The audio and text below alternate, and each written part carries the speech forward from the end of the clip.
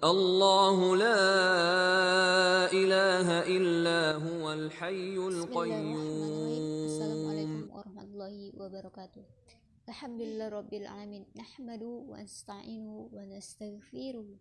Wa na'udzu billahi min syururi anfusina wa min sayyiati a'malina.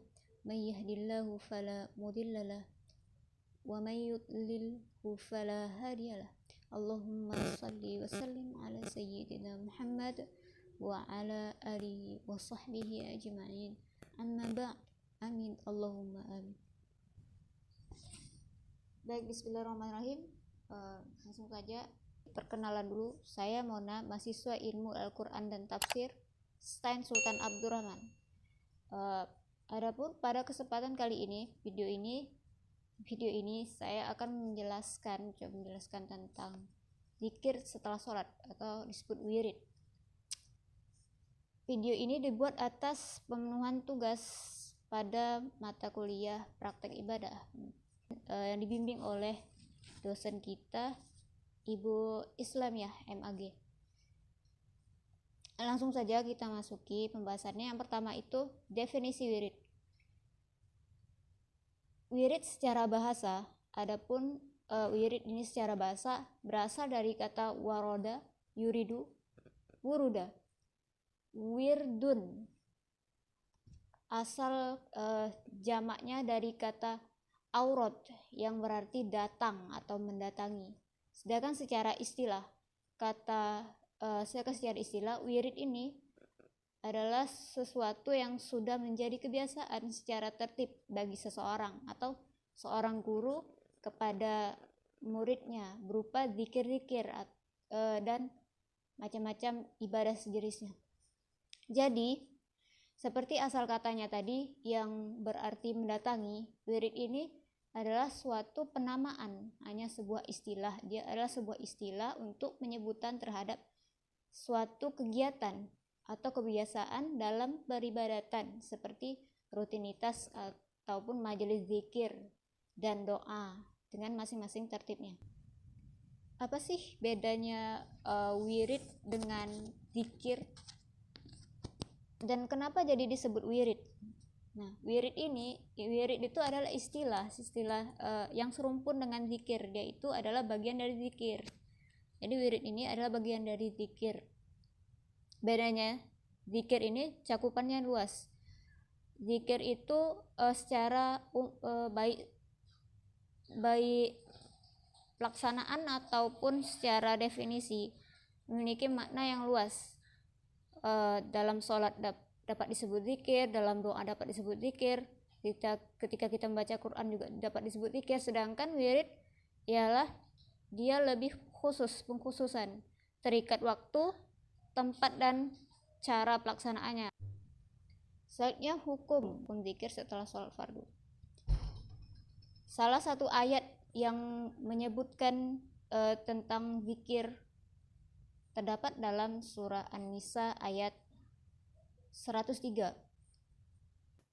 Bismillahirrahmanirrahim.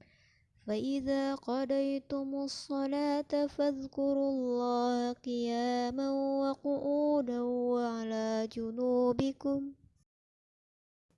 Yang artinya, maka apabila kamu telah menyelesaikan sholatmu,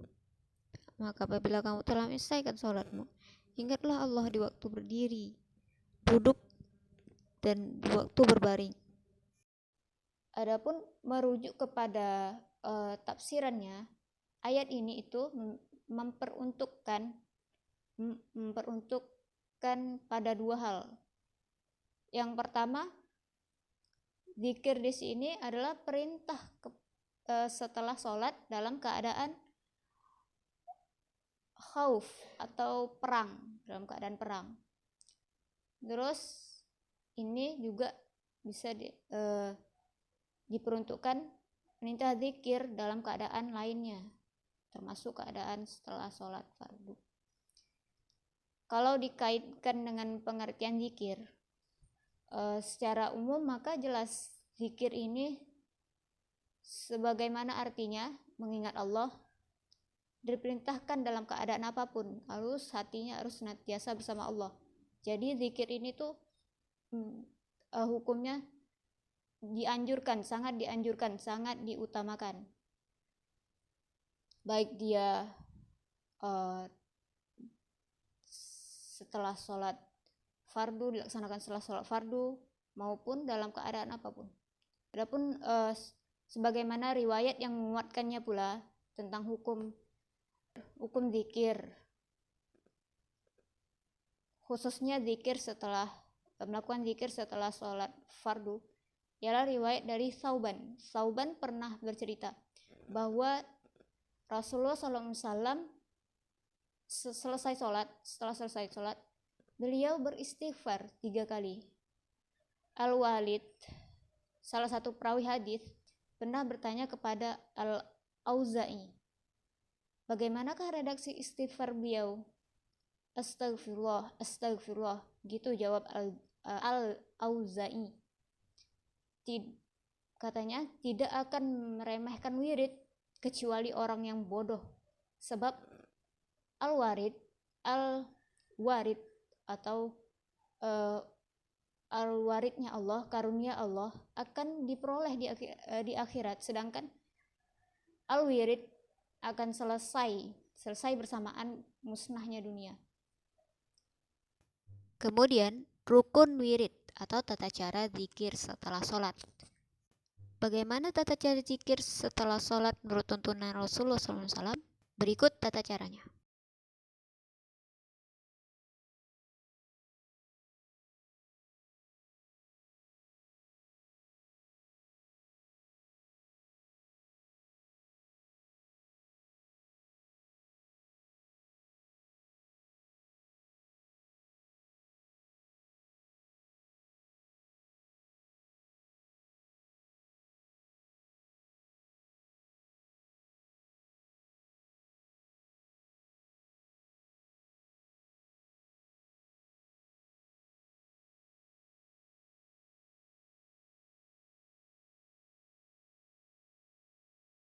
Kemudian bagaimana cara penghitungan tasbih, tahmid, takbirnya?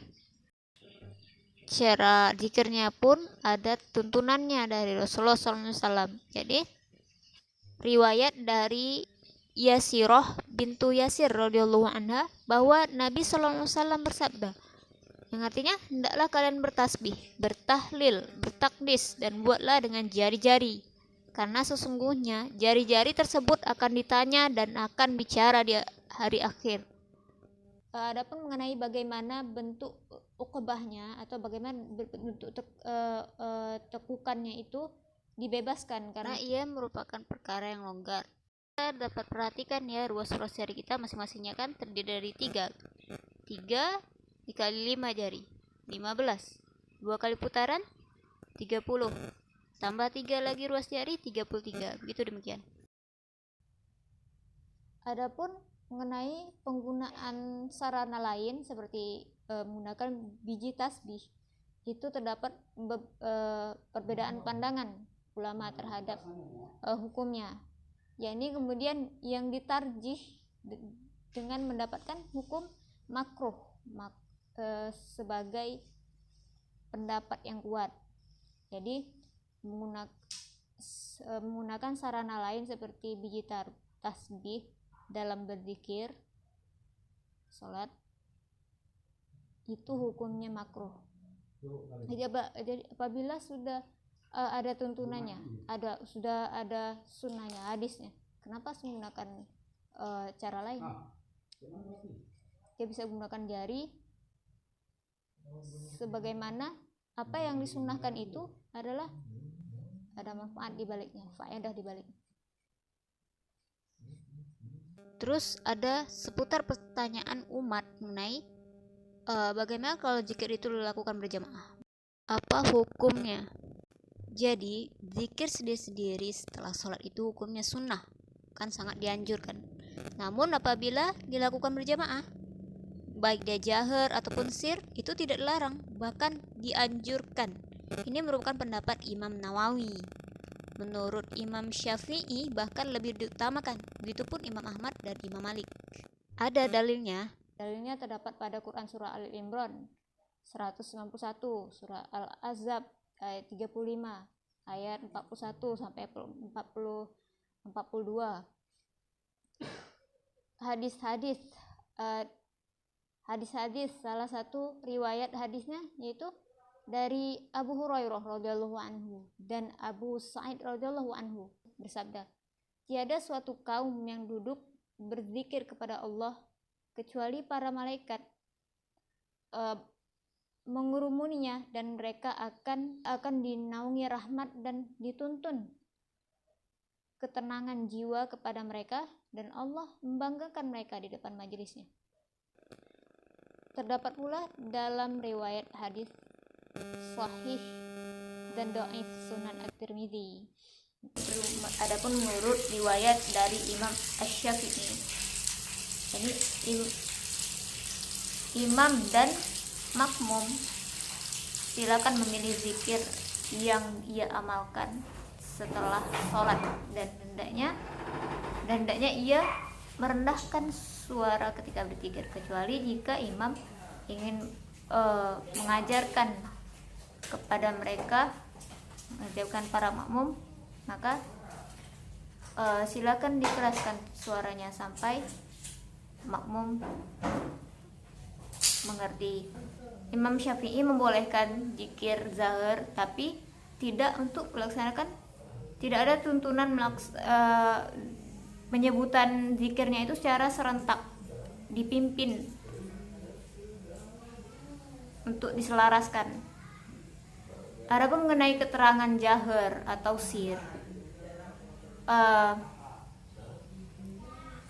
hukum jahar atau hukum zikir dengan mengeraskan suara dari Syekh Ibnu Utsaimin dianjurkan jahar, terkecuali saat berada di dekat orang yang sedang sholat, maka tidak boleh. Namun tidak pernah ditemui, ya seperti yang sudah saya bahas sebelumnya, tidak pernah ditemui atau dipahami makna jahar dalam jamaah ini dilakukan secara serentak bersamaan atau dipimpin untuk diselaraskan. Dalil jahar, adapun dalil jahar ada riwayat dari Ibnu Abbas, sesungguhnya mengeraskan suara ketika berzikir selesai sholat wajib telah dilakukan sejak masa Rasulullah Shallallahu Alaihi Wasallam. Beliau Ibnu Abbas berkata, saya mengetahui bahwa mereka telah selesai melaksanakan sholat ketika saya mendengarnya, maksudnya mendengarkan zikir, mereka berzikir.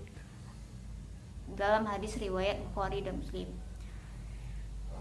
Adapun dalil zikir sir terdapat dalam Quran surah Al-A'raf ayat 205. Ditafsirkan dengan ayat 108 Al-An'am dan 204 Al-A'raf. Terdapat pula dalam Quran surah Al-A'raf ayat 55 dan riwayat lainnya. Kemudian selanjutnya faedah zikir. Sebenarnya dari dalil-dalil yang sudah dicantumkan itu kita udah dapat pahami faedahnya. Nampak sekali faedahnya, seperti mendapatkan pahala yang besar. Namun di sini saya akan mencoba menjelaskannya secara spesifik. Beberapa faedah zikrullah diantaranya, yang pertama, membuat hati jadi tenang. Ingatlah Allah, hanya dengan mengingatnya lah hati menjadi tentram. Quran surah Ar-Ra'd ayat 28. Yang kedua, memperoleh ampunan dan pahala yang besar. Kemudian yang ketiga, mengingat Allah mengingat kita yang mengingatnya. Maksudnya ketika kita mengingat Allah, maka Allah akan lebih mengingat kita.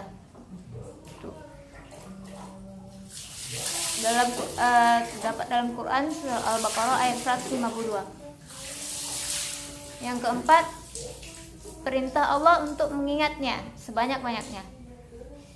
Allah memerintahkan untuk mengingatnya sebanyak-banyaknya, bukan merupakan perintah Allah. Quran surah Al-Ahzab ayat 41 sampai 42. Kemudian yang kelima menjadikan kita orang yang beruntung. Disebutkan dalam Quran surah Al-Anfal ayat 45. Yang keenam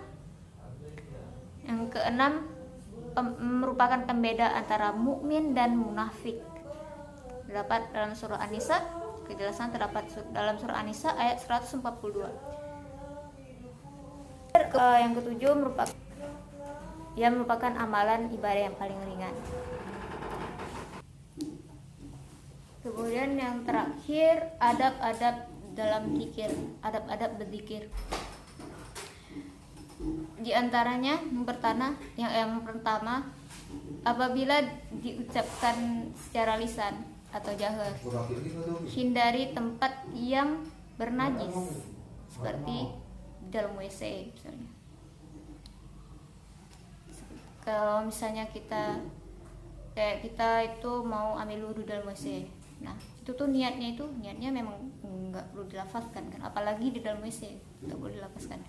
Terus yang kedua, wanita haid dengan kalimat zikir tertentu, seperti misalnya terkait menurut mazhab tertentu dia tidak boleh diperbolehkan mengucapkan kalimat zikir. Misalnya ada mazhab tertentu yang memang tidak memperbolehkan wanita haid itu membaca Quran. Dia hanya boleh menyebutkan zikir, misal subhanallah, Allahu akbar, zikir sejenis zikir seperti itu.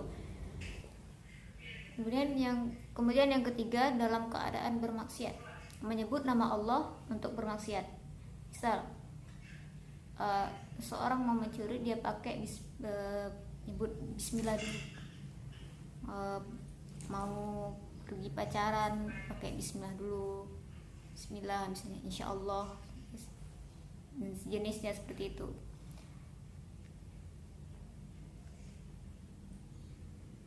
Kemudian yang keempat, yang menjadi adab zikir selain itu ialah zikir itu harus ditempatkan di dalam hati, harus ditadaburi.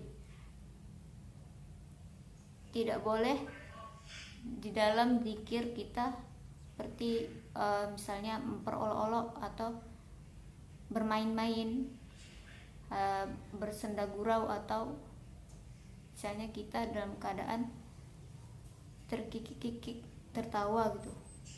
Itu nggak boleh, sama dengan memperolok-olok. Mengingat memperolok-olok dalam agama Allah itu memang dilarang, bahkan dapat membatalkan keimanan seseorang. Demikianlah penjelasan saya mengenai wirid atau zikir setelah sholat fardu. Untuk lebih jelasnya lagi, untuk lebih spesifiknya lagi, saya takut terdapat kekeliruan. Nah, teman-teman bisa kunjungi link yang saya berikan di deskripsi. Bisa baca link yang ada di deskripsi di situ untuk lebih jelasnya lagi.